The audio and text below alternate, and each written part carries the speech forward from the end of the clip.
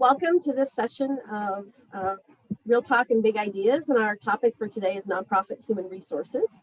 My name is Dr. Alicia Shadman. I'm the director of the Center for Nonprofit and NGO Studies here at Northern Illinois University. We are located about an hour west of Chicago, for those of you who are familiar with the Midwest. I've been here since 2010. I teach in our MPA program as well as our undergraduate program in Nonprofit and NGO Studies. We're joined by two guests today, and I'll introduce them in a minute, but I just want to send a reminder that we are recording, and we will make the session available on our YouTube channel for those of you who are not able to join or you want to check out the recording kind of after the fact. So I want to introduce our first speaker, Dr. Marlene Walk. She's an assistant professor in the School of Public and Environmental Affairs at Indiana University. Her research focuses on nonprofit human resource management, and that's a little bit of a rare thing, which I'm sure she might talk about. She holds a Ph.D. in social welfare from the University of Pennsylvania and an MA in nonprofit management from the University of Applied Sciences in Germany. And she's also was a licensed clinical social worker, also in Germany before pursuing her Ph.D. We're also joined by Paul LaLonde, a certified human resources professional with over 10 years of experience working in a number of nonprofit organizations. He's currently the Vice President of People and Culture for CEDA of Cook County in Chicago, the largest community action agency in Illinois. He received his master's degree in public administration and bachelor's degree from Northern Illinois University. So I want to welcome both of them today. Welcome, Paul. Welcome, Marlene. Nice to have you both here. You know, originally when I was putting together these topic areas, nonprofit human resources popped up. And I thought, who better to talk about it than my friend Paul, he graduated just before I got to NIU or shortly thereafter. And I've worked with Paul when he was here working in DeKalb County. And when I said, well, I need to also, because I like to have a practitioner and an academic, who else is out there in the universe that studies human resource management and nonprofit? And there's not a lot of folks that are out there, but I was familiar with Marlene's work coming to a bunch of our association meetings. So I was also glad that she agreed to do this. So thank you both for being here. So I thought we'd kick off our discussion this afternoon. I guess we're at noon here Central Time. Our discussion around the definitions that we use for nonprofit human resources. It's been called different things over time. So Marlene, when you think about nonprofit human resources from a research perspective, can you tell us a little bit about your own research and then kind of these definitional issues that we have? Yeah, absolutely. Glad to be here. Thank you for the invitation.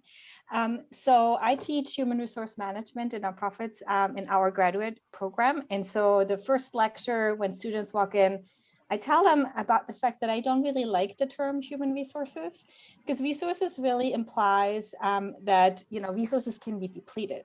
And we don't want to look at our, at the people who work for nonprofits as something that can be depleted. We want to nourish them. We want to value what they do and what they want to bring to the table. So I really prefer the term human assets, and really regarding those who make nonprofits what they are as something that's special and then important.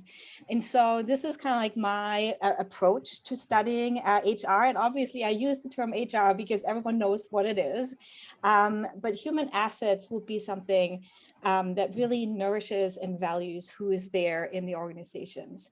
And based on this view, my research is really impacted by, this view. And traditionally, HR research is focused on how can nonprofits and other organizations, of course, set up human resource practices to keep people motivated, make them perform better. In my research, I take a slightly different approach because I really want to learn and study how do employees as well as volunteers, so I really have a broad term of human resources that I use, but how do they perceive human resources and resources practices in the organization? So I'm really interested in studying perceptions, studying how employees and volunteers see their work environment change and how that impacts their their work, their motivation, and then ultimately performance. That's kind of like a snapshot. I'm happy to talk more about that. And do you tie, just because you mentioned it, do you tie paid staff together with volunteers in your research, or often those are split? Those are split, but I use human resource management concepts in the study of volunteers. And so there's a lot of folks out there in volunteer management research that focus on other concepts and terms, but I really focus on theories that come out of the HR literature when studying volunteers. But usually I either study employees or volunteers in my work. So Paul, in your work life, and maybe you could walk us through that kind of how you progressed also in your own career, but how have you seen those terms change over time, and where are we at with kind of current language, but also certification of the HR field? That's a lot. I'm sorry.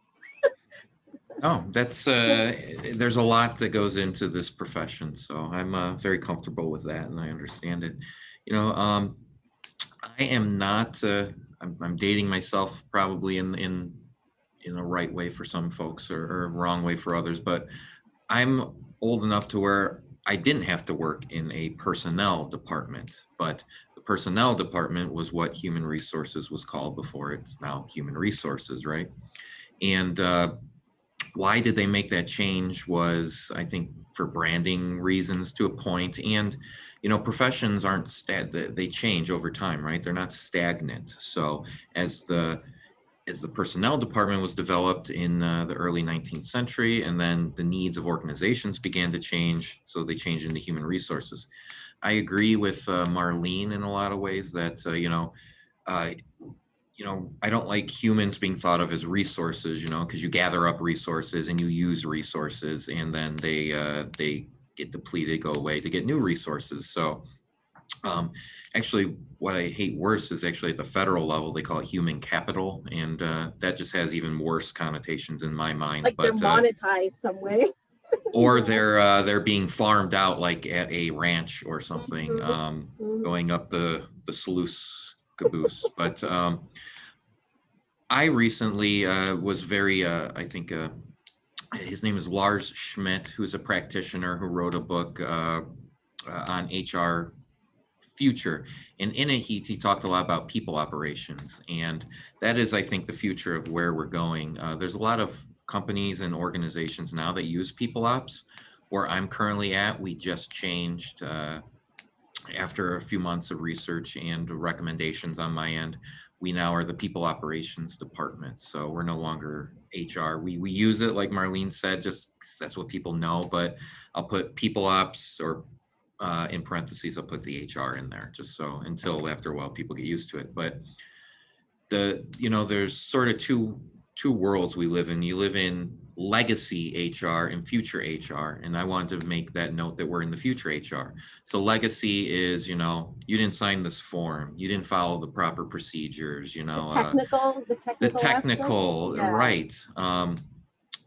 We're the gatekeepers to a lot of things. We're not business partners. We don't understand the business. We're just functional over here.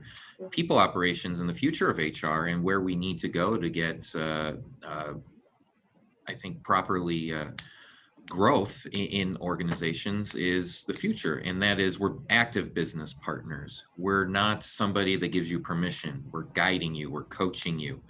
We provide you resources to make the best decisions for you. We're not making the decisions for you and being your gatekeeper. So I think that is really kind of where the future of human resources, HR, people ops, whatever you want to call it, is headed. It's an interesting story, read, of where people ops came from. It's actually from Google.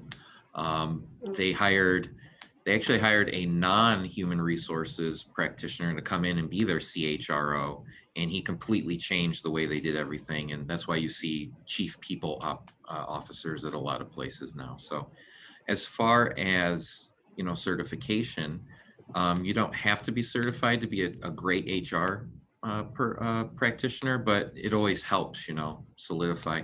There's two main ones. One is HRCI, Human Resource Certification Institute. That's the legacy one, the one that's been around for 50 plus years. That one, I think, has a lot of value, but it's mostly fact-based. So tell me, what is FMLA? And that's it. Currently now, the other one that's been around for about 5 or 6, 7 years or so is the SHRM certification. And SHRM is the Society of Human Resource Management. That's the national HR group. and their certification has competency based. So you're learning what FMLA is, but it's more, how do you apply FMLA? How does this make sense for your organization from a strategic mindset? So I think both are worth pursuing. I'm SHRM certified because I just saw that was where I wanted to be and where the future was headed in my mind, but I think it's a personal decision. Thank you. You know, when the three of us met earlier last week, we were talking about, well, what kinds of things are kind of bubbling up that would make a good discussion. And one of those things that came up was around recruitment and retention of employees and volunteers, human resources in these nonprofit organizations. So Marlene, what do we know through research about why people would choose to work for and ideally stay in the sector? Where are we at with our research? Okay, yeah, so let me focus on employees here, because, you know, otherwise I don't want to extend the talk into too long, but let me focus on employees here.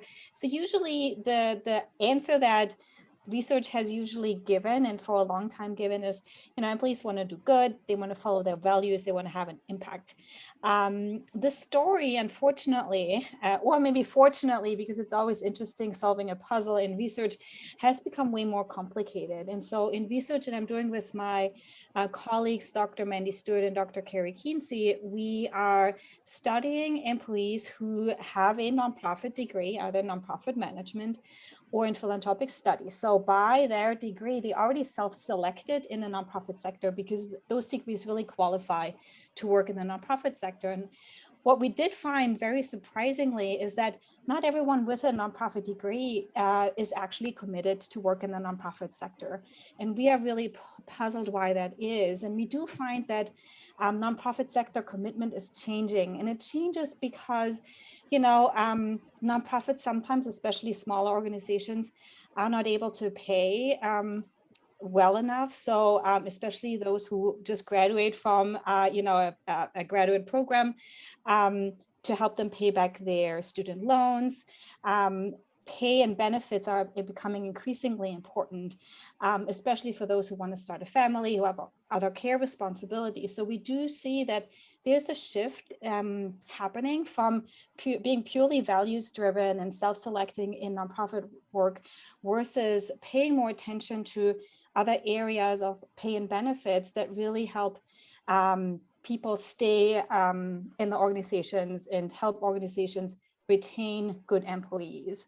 Happy to talk more about this pandemic related, because we actually see in our recent research that this is intensifying since the pandemic started. But this is kind of like the overall picture, that the story is no longer altruism is the key to get people in the door. It's a little bit more complicated than that, which in my belief means that nonprofits have to think strategically about the human resource function in the organizations. How do we actually, you know, get people in the door, but also how can we retain good individuals in our organizations?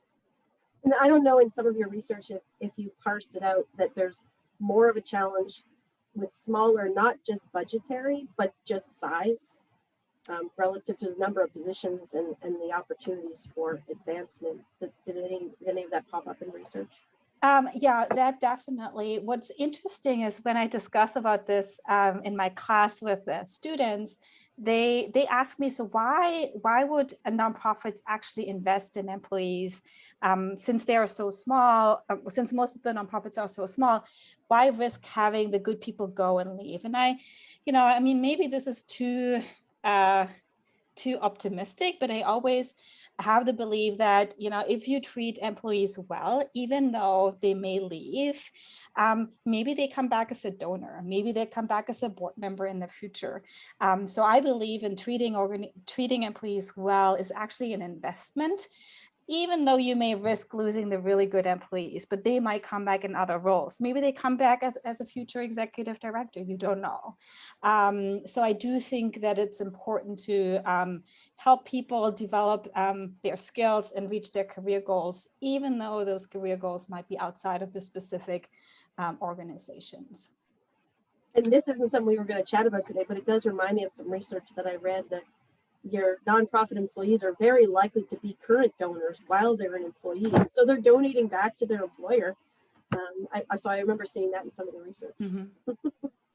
Yeah, absolutely. So, yeah, Paul, what challenges have you seen maybe over time, and has that changed over time when it comes to employee recruitment and retention? What does that look like for CEDA, but even in previous positions? I think it's very specific to the organization. Each organization has its own unique challenges, its own unique needs. And I saw this in DeKalb when I was there. You know, I was part of the network and I oversaw, but when I talked with folks, the organization I worked for was having different recruiting challenges than others necessarily had. So we didn't really have a lot of the same overlaps. Where I'm at now with CEDA, it is unlike any other recruiting environment I've ever seen or been a part of, because there are so many jobs, but there's just not enough candidates in the job pool. Or actually, there's plenty of job candidates in the job pool that just aren't wanting to work or taking a step back or whatever it ends up being. Now, there's different reasons for that. I think number one being the pandemic. A lot of people just aren't ready to go back. I think some organizations are slow to that shift in embracing remote work. Now, whether not-for-profit as an industry is, I'm not sure. I would look, Alicia or Marlene can maybe speak more to that and what they're seeing in research. But anecdotally, even at CEDA where I'm at, it just depends. You know, I think as an organization, we've embraced it, but at certain levels, the managers aren't used to it. So they haven't necessarily embraced it or don't know how to really embrace it. So there's just a lot of different factors that we're seeing that's becoming challenging. An interesting note, or maybe not, is that CEDA as a social service not-for-profit, right? We help the most vulnerable in the communities. The pandemic has increased that size, so our need has grown, and we've seen an influx in grant dollars, whether that's through the CARES Act from last year or ARPA from this year. And we're growing, but we can't fill the positions fast enough to help the needs of the community. So we had to get some reinforcements, try and get creative with how we're recruiting folks and bringing them in and trying to sell them that CEDA is a great place to work and you want to come be here. So I think the pandemic has just really changed, at least for now, the way that a lot of organizations do recruiting. And what complicates it even more is the Great Resignation has finally started hitting us, at least in a lot of ways. So people who wanted to switch jobs last year, but just didn't because of the pandemic and either just were staying where they were for that financial security, now feel a little bit better that they can move positions. So we're seeing a huge influx of people leaving places. Now, Marlene, you mentioned something earlier about pay, and there is a perception that either nonprofits don't pay well, and some do, but there's definitely a perception that they don't. But there's also a public perception when it comes to what is adequate pay for your top person, and because everything is basically kind of pegged from the top. I don't know if you see that in any of the research around CEO salaries, executive director salaries in the nonprofit sector, how that influences the ability to recruit and or retain employees because that top salary isn't moving or hasn't moved or anything like that. Yeah, I mean, you know, I could go on a long discussion about this because if we have time, it's okay. No, but if you think about it, I mean, you know, all salaries are considered to be overhead, right? And so there is a perception in the public that overhead is a bad thing, right? We want money or donations to go into programs, but in order to staff programs, we need some money to go into, you know, paying people's salary, and if you want good people, then you have to be competitive. And I know in our preparation we had a conversation with Paul, and maybe you can talk about this too, that how important it comes to at least pay market price for nonprofit folks, because what we see in our data is, and this is again more from the employee perspective, is, you know, that it almost matters less which area or which sector your organization is located in. If the package is right, maybe location matters, maybe benefits, maybe pay matters. And so this seems to be becoming more important than doing something good or doing something impactful. And so I think it's very interesting here for nonprofit organizations to think critically about how can we actually retain those folks who are on the verge of maybe leaving the sector, because once folks leave, not just their nonprofit organization, but the sector at whole, they might never come back, And so I think we might be in for a rough ride. We as a nonprofit sector, if that's happening to a larger extent. With regards to CEO salary, of course, there are folks who've been making lots of money, and there's, we've all are aware of some scandals that happens on the top CEO level with regards to salary. But on the other hand, if you want someone to take risks in an important role, it's, they want to be compensated properly. So I'm more an advocate for, fair and proper compensation if someone, brings the skills and is willing to be innovative and take on the risks in a leadership role. And again, I mean, this notion of overhead is just something we should get rid of, because that's just an impression that devalues the employees that we rely on in the daily work. I've certainly seen that in technology, which would be considered overhead because it's not directly program related, and we've needed a lot of technology over the last little while, for sure. Yeah, I totally agree. The other thing, as you were talking about this notion of CEO salaries and how that all works, is that I think as a sector, in the last probably 20 years, we've seen huge growth in the number of programs, education, bachelor's, master's, and Ph.D. programs in nonprofit anything.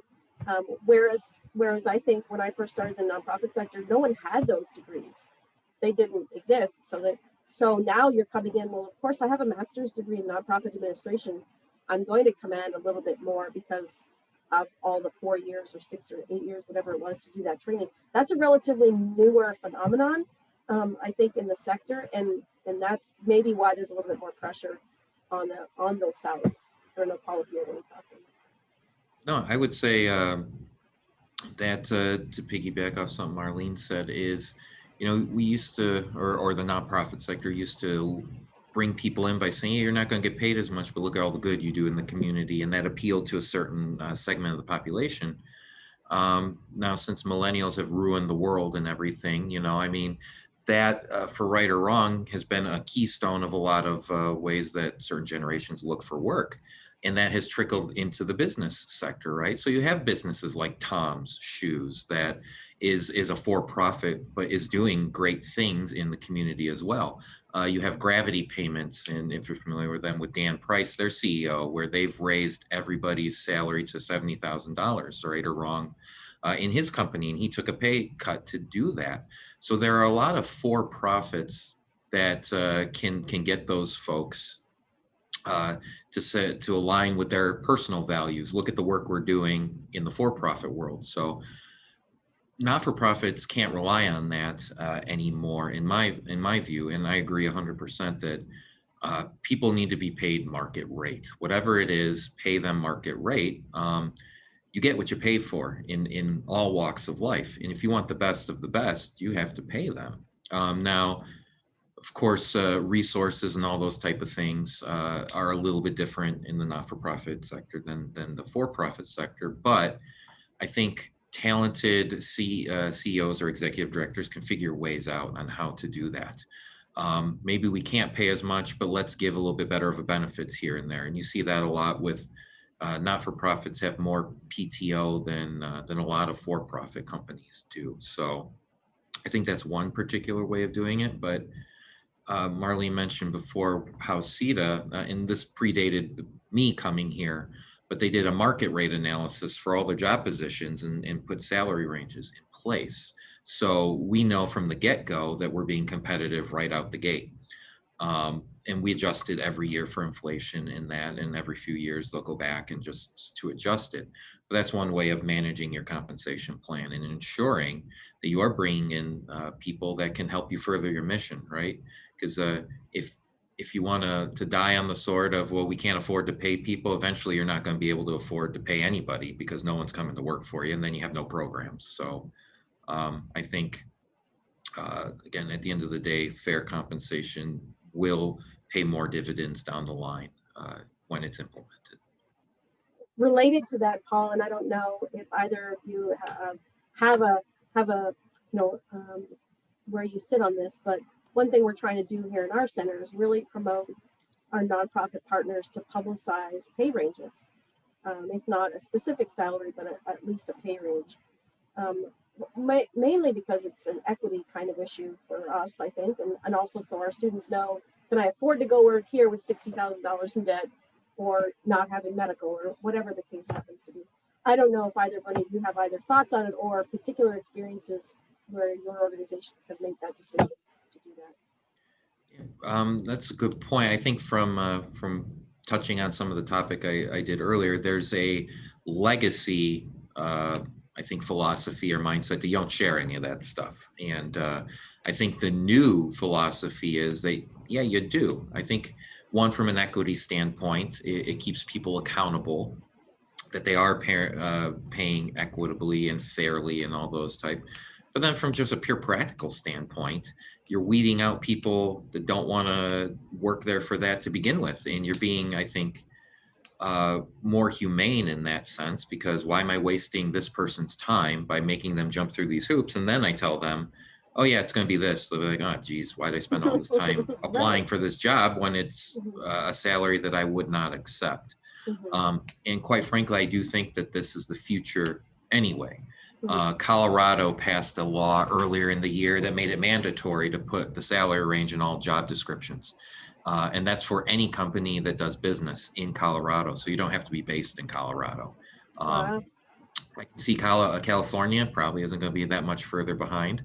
And as the saying goes in employment law in Illinois, watch California, because we're going to be there next.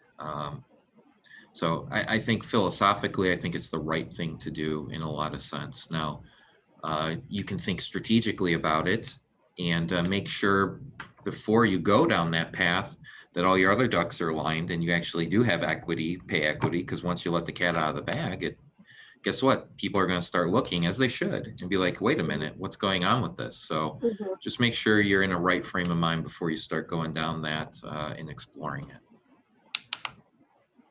I can maybe add a little bit from the worker perspective, because we've just published a study looking at the impact of like the perceived return on investment of a nonprofit related degree. And obviously, Alicia, you mentioned, if folks come out with debt, they actually need to pay off the debt, right, with a job that's able to do that. And so we do find that nonprofit workers who have a degree in either nonprofit management or philanthropic studies are less likely to be committed to the nonprofit sector the higher their debt is, just because they don't have that return on investment that they get. And obviously, as Paul mentioned, there are great organizations out there who pay market rate, but there's lots of organizations who don't do it. And in our preparation talk, we also chatted about the fact, that especially for some smaller organizations who are not able to offer benefits at all, it really is a luxury to be married to a spouse who has health insurance in order for you to be able to work for a nonprofit. And so that also raises equity issues, of course. So that's kind of like a little bit from my perspective. Thank you. And I didn't ask, I should have asked at the beginning, if you are a nonprofit employee, a nonprofit employer, a nonprofit board member, you could put that into the chat. So we can also have an idea of who's in the room. So if you have access to the chat and want to put that in there, we would greatly appreciate it. One of the other topics that we had talked about is this broad notion of how has COVID-19 impacted nonprofit human resources specifically. So Marlene, if you want to chat about kind of what are some researchers ongoing particularly because we're still in it, what are they finding about the changes to the workforce of nonprofit organizations during COVID? What are we seeing right there? Sure. So first, I want to do a little bit of self-advertisement Go because right ahead. we just signed our agreement with Stanford Social Innovation Review. So tomorrow, they have really quick turnaround. But so tomorrow we'll have an article about organizational learning in the pandemic, based on the work that we've done with my colleagues, Dr. Quincy and Dr. Stewart, on experience of nonprofit employees, as well as we did some analysis of state level reports of state nonprofit sectors and summarizing the findings. And so that's going to be published tomorrow, and it's open access, so everyone can find. Yeah, good timing, right? But what we are finding here, and this is very interesting, is that we know, and we've heard from Paul, and obviously since we have a lot of employees in the room and nonprofit folks, we know we had to, organizations had to pivot, right? Social distancing, remote work, adjust their programming. And it was very hard, right? And organizations were not impacted the same. It really depended on what's the mission of the organization. Arts organizations had to move to remote content delivery. I remember, attending all of a sudden theater performances online, something that virtual conferences, something you've never thought about doing before. And just think about that technological and also employee time commitment that needs to happen in order to make something like that happen. And then we have social and human services organizations, similar to what Paul mentioned before, that's on increased need, because obviously food insecurity, housing insecurity, these are all things that were very real for a lot of people, and nonprofits are here to help, and they had to adjust as well. So it was more in terms of how can we make sure we are delivering our program safe to folks, so we can actually manage those needs or address those needs. Food pantries are a good example, for instance. What we were really curious about, and again, this is my employee-centric perspective, we were really curious to learn, how do employees actually perceive those changes? So I study next to HR, I also study change. And so we were really curious to hear, how have employees perceived those changes in their organizations? And we've done some interviews and some survey research. And we do actually find that, some actually said remote work was kind of taboo before the pandemic. And now we all do it. We've proven it. And it's something that that actually seems to work. And obviously that cannot work, as I said, in all of the organizations, since the sector is so diverse. But in this article that's going to come out, we really encourage organizations to critically look at, what have we done in the past 18 months?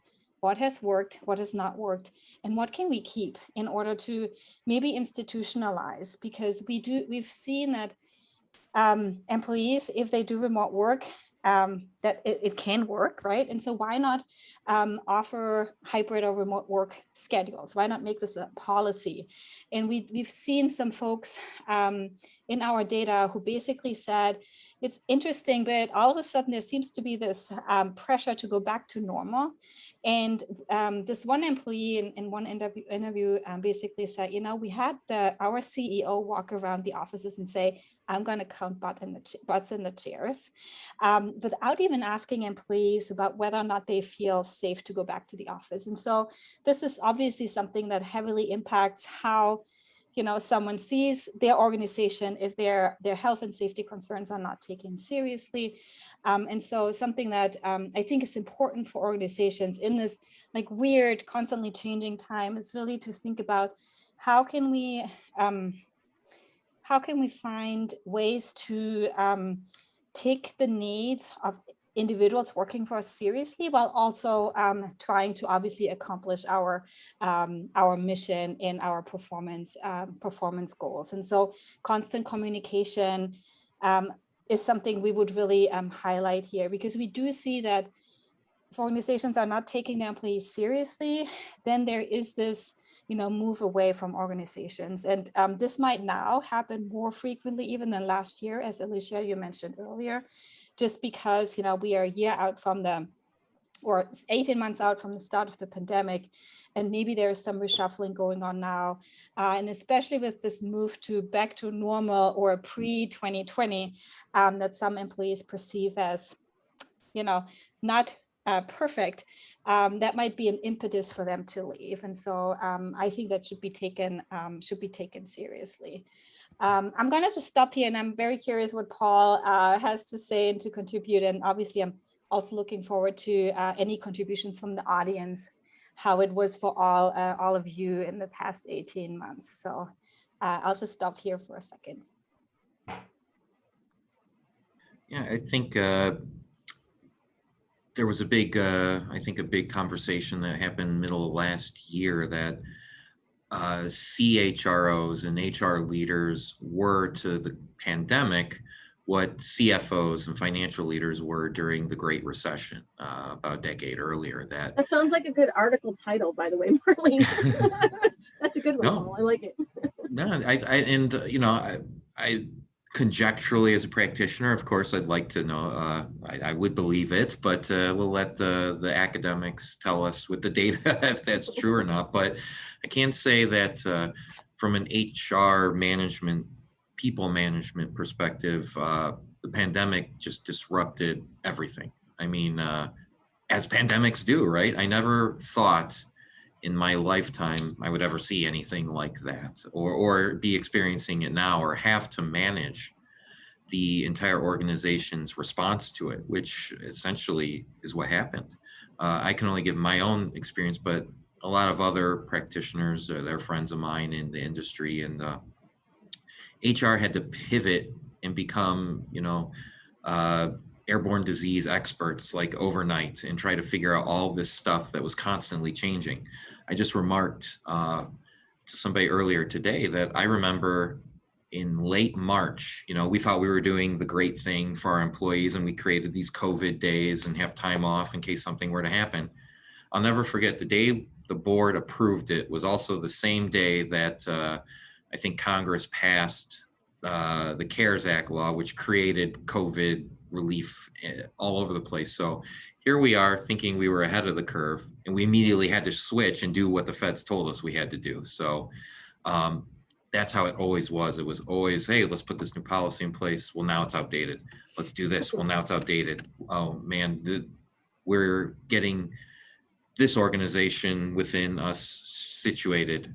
Well, now they had a COVID, we have to shut it all down for 14 days, bring it back up. So that was just constant last year. And I think what gets lost in a lot of it is, this back to normal is BS. There's no such thing. There will never be normal again. And there never really was normal to begin with, quite frankly. But whether leaders want to admit it or not, things are not going back. And the employees are going to make sure that they don't go back. Because guess what?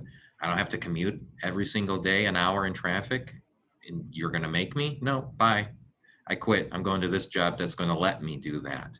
So I think it's just from nonprofit standpoint, they have to start embracing these type of things and being thought leaders, being not behind the curve, but they have to at least be with the curve and take a look at what are these other industries as our competitors are doing and start offering that within their culture as an organization. So whether that is remote work, figure out a way to make it work, whether that is anything else, mental health as well, I think is something that has taken front and center stage and pushed up.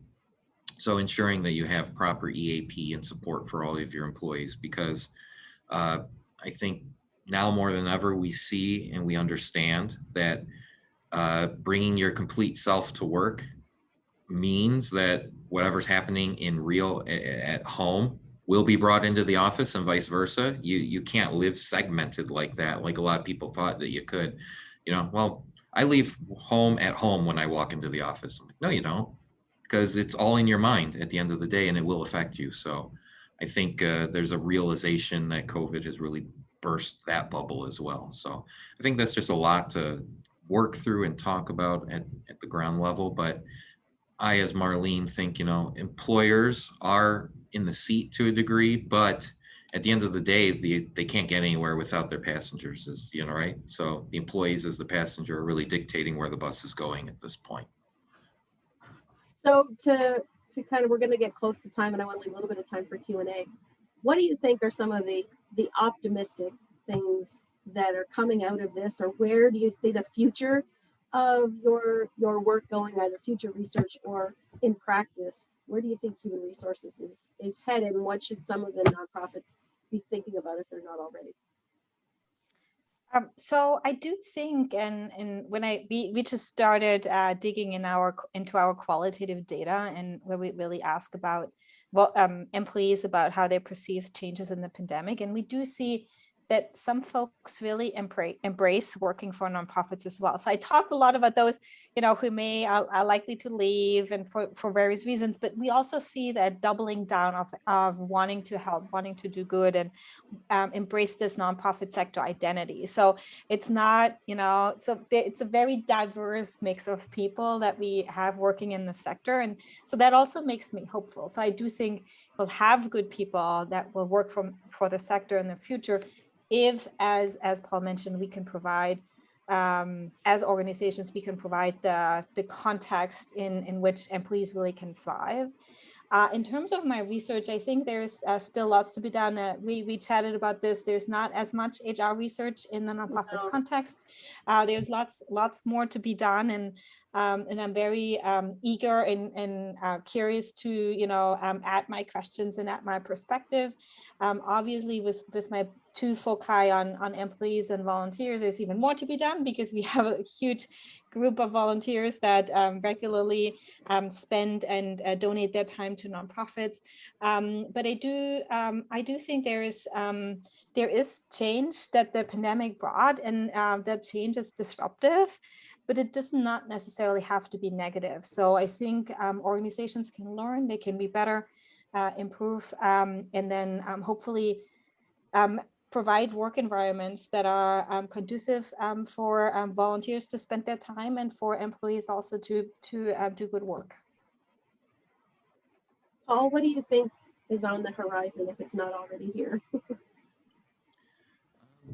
I think at the end of the day, my hope is more people-focused management. So I always think people over process. At the end of the day, you could serve 100,000 meals to seniors or give whatever social services are at the end of the day. But if you're doing it in a way that's driving people away, or it just has a negative effect on the toxicity of your workplace environment, at the end, are you really living your values as a not-for-profit? Or just in general? And I would hope more societal, that this puts more in perspective that people matter more than profits. People matter more than the processes at the end of the day, and you need them to get your work done. And just treat people with dignity and respect across the board. And again, I'm hopeful that can be a case at the end of the day when it comes to employees and how they interact with one another, how they interact with clients, and how managers interact with them. Awesome. So we have some time now. We're happy to take some questions from anyone who has a question. If you do, you can kind of signal with a reaction, or you can type it in the chat, and I'll unmute you if you want to ask it. In the meantime, while people are thinking about a question, maybe anything that we didn't talk about today, either Paul or Marlene, that you're like, oh, I'm really curious about that. Or you can ask questions to our audience. We can see if we can get anybody to answer, which would also be fun. You know, what as they're thinking about it, one thing that they've talked here at the university is there will be some people who have to return in person because of the nature of their job. Remote work used to be very exclusive. If you were further up and you had more managerial responsibilities, you could do those things remote. Do you see that this could create some kind of inequity, or a feeling of inequity by some employees who, by necessity, they need to be in person, but other folks, even if they might be at the same level of employee, they're going to be allowed to kind of work remote? I don't know if you see any of that, Paul, in your organization yet. I don't. I'll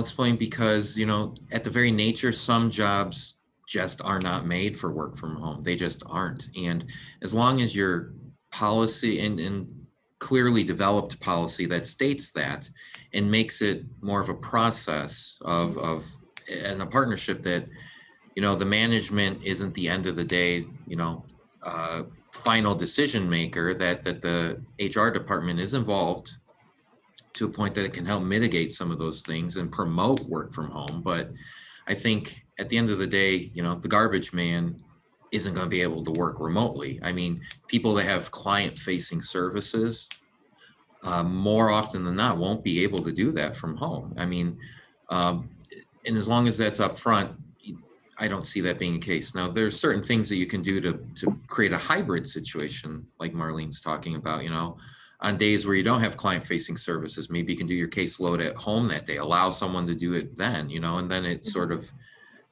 distributes it throughout the organization. But that's how I would hope that it could go down the line. And don't forget, though, at the end of the day, that this is new for a lot of people, especially in not-for-profit. You can't get enough training on it, and make sure you know what it means and how people should be applying it, because this is new. And I don't blame people for not fully embracing if they don't fully understand it. So that's on the leaders of the organization to do that. Yeah, and just a few sentences. So I do think it's to be taken seriously that this can lead to feelings or perceptions of inequity. Just, you know, because obviously, as we just discussed, remote work was something for those who were higher up in the hierarchy before COVID.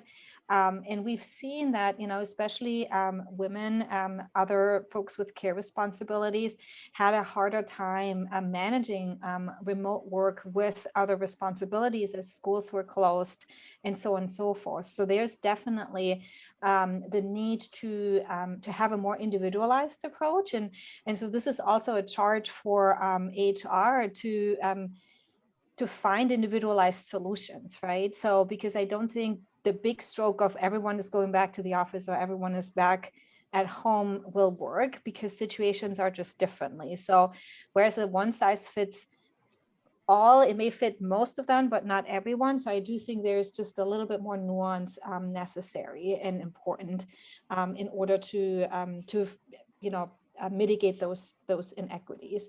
And as I would second what Paul said, if there is work that can be done from home, and if employees have demonstrated that they can do it from home over the past like 18 months, then why not? It just has to be institutionalized in the organization, so it's becoming part of the culture that, you know, folks can actually do their work from home if it's not inhibiting, you know, what they are paid to do. And obviously, if it's client facing, then that's slightly different. But there may be opportunities for hybrid work as well. See their questions, but without belaboring this, I did want to say one point that I think is often missed is what most people have been doing the past 18 months is not true remote work, you know, because you're not going to have your kids at home with you. You're not going to have your wife or partner or spouse, whoever, in the same office where you're trying to cram all these things in. That's not true remote work. That was thrust upon us as a society till we could get through. But now it's on each organization to realize, okay, that was working in some ways. Let's tweak it to where we transition from emergency work from home due to a pandemic to true remote work capabilities. So I just want, again, to let people know that distinction I don't think has been talked about enough. Yeah. Well, Tricia, I saw that you had a couple of questions, and this ties in just with our most recent discussion, is when you hire workers that are outside of your particular state, but they're full-time for you in your state, and maybe in Chicago that there's people I'm sure that commute from Indiana previously, so maybe that isn't a big deal, but do you see that as a bigger deal at Paul, where people are living in different states and working in different states? It can get complicated depending, especially when California is involved. If California is involved, I would try to get the attorney on the line to make some sort of a mess of that. But from my particular standpoint, it's not. We have a few employees that come from Northwest Indiana into the city. We have some South Wisconsin that kind of come in. It doesn't affect us from an operational standpoint a lot. her other question was around medical benefits, which we didn't, and I know that could be like a whole separate thing, but are you seeing any movement there? Because I know that is a consideration for nonprofits not being able to hire talent who need medical benefits. Does that inhibit recruiting into the sector when nonprofits are not able to do that? And what are some workarounds that either of you are seeing? Marlene might have more direct information on that question. From a practical standpoint, I haven't seen it, only for right or wrong. You know, I've worked for not-for-profits that were larger than, you know, the 5 or less, where they only have the executive director. I've worked for, I mean, CEDA right now is 350 employees, and we're looking to get almost close to 400. So I mean, that's a rather large not-for-profit. In the not-for-profit industry, for business, it's like a small business, Right. a mid-tier business. But all that being said, we have seen, just like everybody, I think all employers, issues with medical insurance being costly, and we've been trying to figure out ways to keep it down, but we haven't gotten to the point where we've needed to pool resources with anybody. I hope no one ever gets to that point, but clearly some organizations do. I wish I could add more to the conversation, but I haven't had that hasn't directly affected us and how we operate. Unfortunately, that's also not my expertise. So I don't know if Alicia has other resources to point you to, but I'm not an insurance expert. Also, given my background from the German perspective, after all of those years here, insurance is still like such a black box for me. Full disclosure. No, I'm an American, and it doesn't make any sense to me, because a few years ago we were in Munich, and we had to go to the emergency room, and I kept waiting around for the bill. I'm like, what's going on? They're just letting us leave? I'm like, even today, it's been 3-4 years, I still expect to get a bill in the mail. It's just, so that's not a political statement or anything like that. It's just a interesting story. Right. Very, very interesting. We could chat offline about that. We had a question from Radia talking about the distinction, or maybe not the distinction, keeping volunteers separate. But so I don't know if you want to take a crack at that one, Marlene, if you want to read the question. So I do think, so for some, it really depends on how organizations are set up. What I do think would be important is just considering volunteers part of your workforce, even though they may not have they may not fall under the same official HR policies you may have for all of the employees. But what I sometimes feel is really underappreciated, if you have a volunteer manager that is just doing their thing with their volunteers, and it's not considered a larger, importance for the organization. And obviously this depends on who the organization is, if they rely on volunteers or if volunteers are not really utilized. So this might look very, very different depending on who you are as an organization. In terms of HR policies targeted for volunteers, I have some research that actually shows, so I specifically looked at recognition, which is something that can be easily done for volunteers, as well as offering training to get them ready for their tasks. And those can be considered HR practices. And so for those, we are finding that actually increases volunteer retention, not just their intentions to stay, but they are actually staying longer in the organizations, those who have been trained and those who have received specific recognition from the organization. So it seems to be that some, obviously not all, because we don't pay employees, they don't have health insurance through organizations, volunteers, I mean. So not everything can translate one-on-one, but there's actually findings that when we use this HR perspective, that it actually can help organizations, in the case of my research, increase volunteer retention, which obviously we've talked about employees a lot, but there is increasing competition for good volunteers as well. And so, so this is something that can be important for nonprofits, especially when volunteers can pick and choose from so many different organizations where to spend their time. It may be important to be very strategic about what actually keeps them in the door to enhance their continued volunteering. Yeah, I think that's definitely something that came out of COVID was the people who volunteer tend to be older, tended to be at a higher risk. And they left in droves pretty quickly, justifiably, because they were. And so now it's the same thing with employees, trying to bring back volunteers who are pretty risk averse at coming back. That's going to be a challenge the next couple of months. Mm-hmm. And then who do you replace them with? That next tier of volunteers. That's great. Okay, we're at 12:56. Any final questions or thoughts? Marlene, Paul, our guests, we're really glad that all of you were able to join us and maybe spend your lunch hour with us. So now all of us are going to go eat lunch. I want to give you a couple of reminders. We are, as I said, recording this, so you'll find it on our YouTube channel. Next month, our topic is fundraising during and after COVID, although I hesitate to use that word, but let's pretend it'll be there. What's changed, and you can also sign up with the same link that you signed up for this one. And later in the month, we're going to be joined by Dr. Katie Martin to talk about nonprofit food banks and food pantries as tools to end hunger. It's based on her book. So she's going to be coming to us on September 23rd from 1 to 2:30. So a little bit longer. It'll be a little bit longer presentation for that. All of our programs are always listed on our website, niu.edu/nonprofit. You'll find them all there. Find us on LinkedIn and all of our social media. And I really want to thank Paul and Marlene for joining us today. Everybody can do virtual class.